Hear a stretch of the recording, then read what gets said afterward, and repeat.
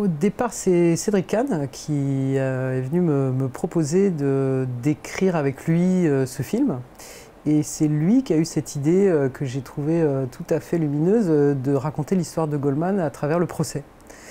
Donc le projet est né comme ça en fait, on se connaissait un petit peu et puis voilà, on a eu l'occasion de se croiser.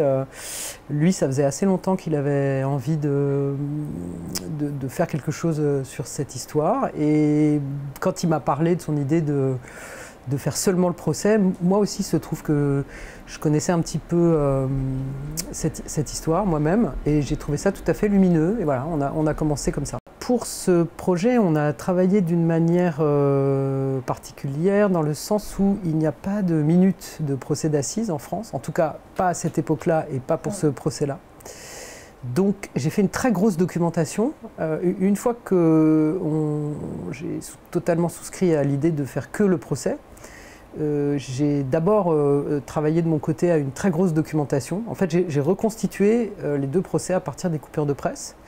Et ensuite, avec Cédric, on a écrit le scénario d'après cette base documentaire qui était très très grosse, enfin très grosse, qui faisait, je sais pas, 200 ou 300 pages. En fait, je suis allé à la bibliothèque, j'ai pris les microfilms de tous les grands quotidiens, puisque c'était un procès qui était assez médiatisé à l'époque. Et peut-être que voilà, et quelques-uns parmi vous s'en souviennent. Et donc tous les grands quotidiens, tous les jours, faisaient des rapports. En fait, les chroniqueurs judiciaires faisaient leur travail et écrivaient des articles chaque jour. Donc pour chaque jour, j'avais l'Huma, le Figaro, François, l'Aurore, le Courrier Picard pour le deuxième procès, etc., etc. Et j'ai agencé tout ça. Et puis ensuite, en quelque sorte, on s'est retrouvés avec une très grosse matière et qu'on a sculpté ensemble. Voilà, on a écrit le scénario comme ça.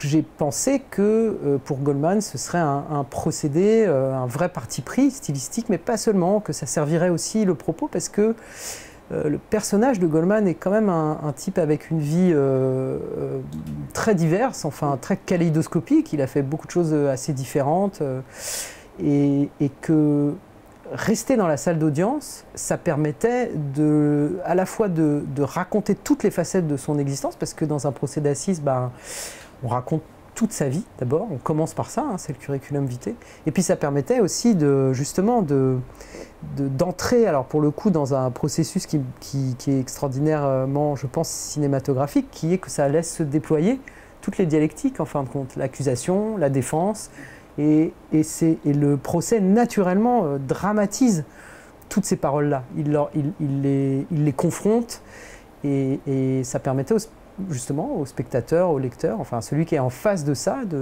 d'embrasser la complexité de ce destin qu'a eu Pierre Goldman. Après la mise en scène de Cédric Kahn, je crois justement, elle transcende complètement cette staticité du procès parce que il a eu un dispositif de filmage assez virtuose et qui, pour moi, casse le côté très classique, c'est-à-dire que j'ai l'impression, quand on regarde le film, qu'on se retrouve comme une petite souris prise dans une sorte de cours des choses comme ça qui va assez vite. Il y a quand même quelque chose dans le film qui est très important et qui, je crois, se ressent beaucoup quand on le voit, c'est le fait d'avoir tourné avec une salle pleine à chaque fois. Et ça casse complètement cette staticité parce que ça induit un rapport vraiment... comment dire, ça induit un dialogue en fin de compte entre des acteurs et un public. Et ça restitue déjà ce dialogue-là. Et puis ça induit aussi des surprises, des accidents, parce que justement les figurants qui étaient dans la salle d'audience pendant le tournage ne connaissaient pas l'histoire. On leur avait expliqué un peu de quel groupe ils faisaient partie. Il y avait des soutiens de Goldman, des soutiens plutôt des partis civils, etc. Donc ils avaient une idée de quel style d'opinion ils avaient, mais c'est tout. Donc en fait, ils découvraient jour après jour, en fin de compte, les témoins à charge, à décharge, les réactions de l'accusé, etc. Et ça mettait beaucoup de vie, justement, dans ce dispositif, enfin oui, c'est pas un dispositif, en fait, dans cette situation. Voilà. Je ne me suis pas du tout senti limité par le fait qu'il n'y avait pas de flashback, par exemple, qu'on ne montrait pas des choses comme ça. Au contraire, parce que c'est un film avec ce dispositif qui est que ce qui va donner de l'épaisseur et de la matière et de l'émotion, c'est la parole en fait.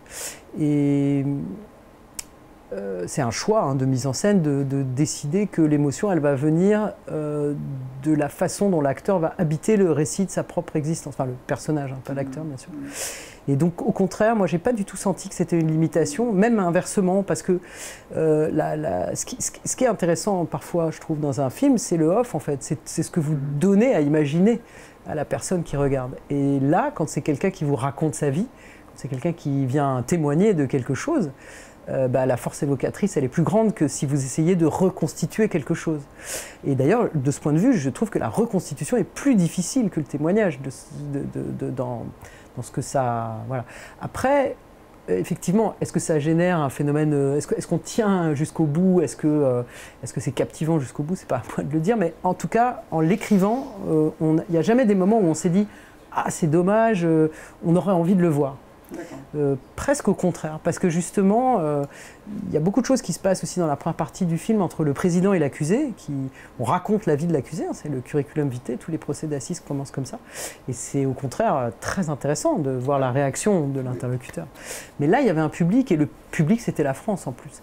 Parce que réellement, c'était la France. C'est-à-dire qu'il y avait à la fois des jeunes gauchistes, des Antillais, il y avait aussi des bonnes gens d'Amiens, il y avait des bourgeois, des braves gens qui étaient plus ou moins choqués par cette affaire. Il y avait bien sûr les partis civils, les gens qui avaient souffert dans leur chair du meurtre quand même très barbare de ces deux pharmaciennes.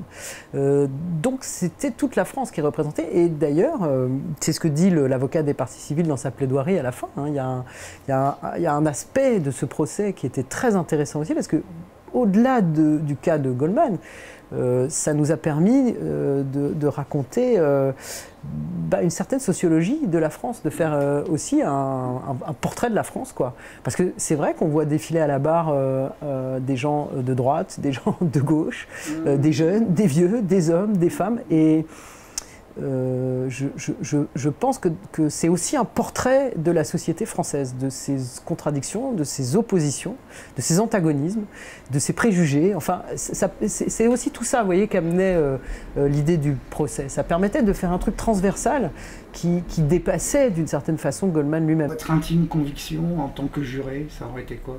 Eh bien, je ne vous le dirai pas, parce que si je devais rendre mon verdict, ce serait dans le recueillement du secret de l'instruction. Donc c'est mon intime conviction. Très bien. Et j'espère que vous aussi, vous en forgerez une en regardant le film. Voilà.